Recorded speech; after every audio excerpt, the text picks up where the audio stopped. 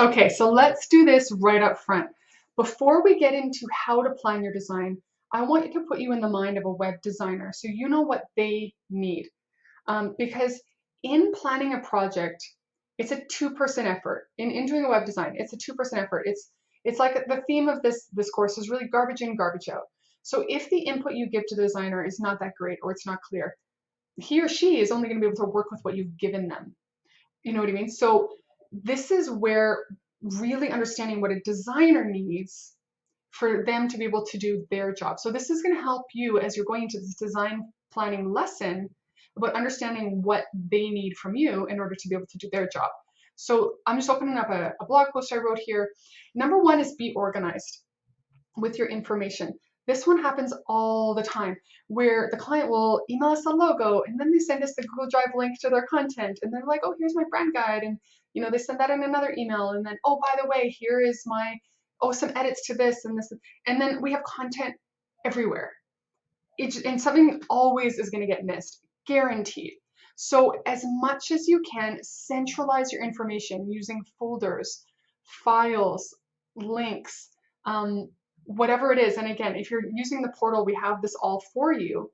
But if you're doing this on your own without the portal, make sure that it's clear and everything is in one spot. Because if the designer, as we're searching for things, that admin time is billable. So making sure that you've made it super clear that we're all working off the same information. And because, like I said, it's so easy to things to get lost, and then you'll feel discouraged as a client. Like, I already sent you that. I sent you my logo files like 3 weeks ago, but it got lost in a thread somewhere. We didn't see it, or we didn't get it, or that link went to spam, or like it's too complicated. So it's like put it all in one spot. Be organized with your information. Number two, know what you want. Like I said, this is harder because a lot of people feel like I'm not creative. I'm not creative. So what we're going to talk about in another module is about creating a mood board.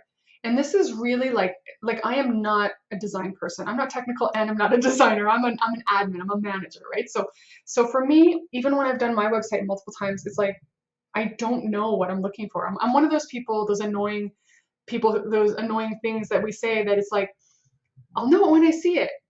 That's not a thing to a designer. Like that is the most frustrating term that you could possibly say to a designer. So I know when my designers work with me to do mine, she'll make me do a mood board. And I'm like, okay. And so it's not that I don't know how to describe what I want, but when I see it, I'm like, okay. But she makes me do the I know when I'll see it. So that's my part of the research project. So we're going to talk about that later. So we're going to talk about how to communicate what you want, even if you don't know what you want.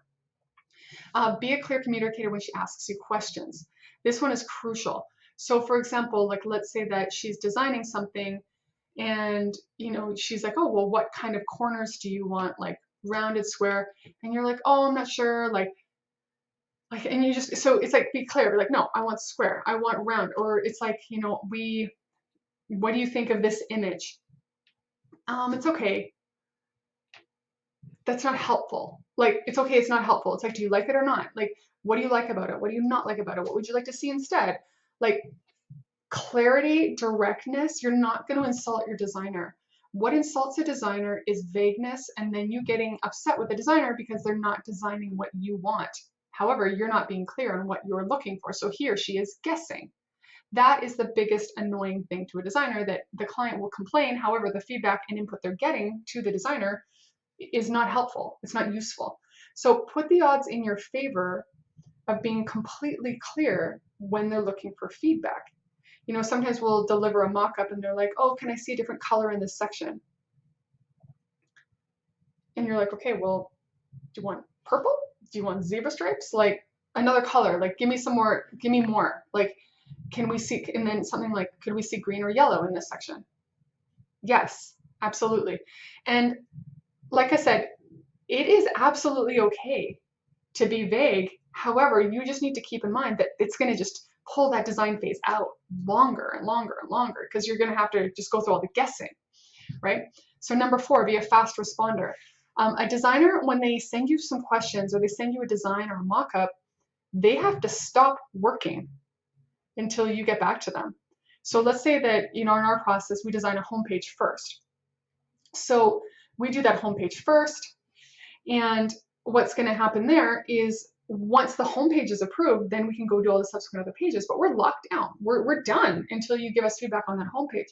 So make sure that you can get feedback back to us so we can keep rocking, keep moving forward. Because the longer we wait, we're going to take other clients and put them in the middle to kind of fill that gap. And then it becomes kind of first come, first serve. So if you want to keep that moving, be fast in how you respond. Be open to suggestions. This is another one that we see as well, is that we had one client and he was very adamant about how something was to be done. And we were like, that's not going to work for mobile. That's not going to load like that. That's not going to look like that. The whole effect of that section is not going to work. And he wanted this particular feature, and he obviously wanted a mobile responsive website. And so he didn't want to hide that section. He wanted to show that section on the mobile, but we were just adamant, like, it's not going to work. And he's like, no, do it anyway, do it anyway. So we did it anyway. We showed him, and he's like, that looks ridiculous. Like, that doesn't work. And we, pointed back to the emails of us telling him, like, no, don't do it. And so it's kind of like, trust your designer. I mean, obviously, like, we understand a design is functional art. It is something that's going to have to be built, right? So it's not just a picture you're going to put on your wall that has to look pretty. It's like, this has to be built. So the designer you're working with, they're thinking through, how is this going to look on mobile? How is this going to look on tablet? Is this design going to load quickly? Is it going to be too big and too heavy? So the designer has to think through the function as well. So if you're presenting an idea and they're like, maybe let's consider another idea, be open to suggestions, because there's probably a reason why they don't want to do it. So these are different things that will help your designer, just help them like fall in love with you, and just being quick, being kind, being open, being clear. Your designer will just be head over heels, loving their job. I'll talk to you in the next video.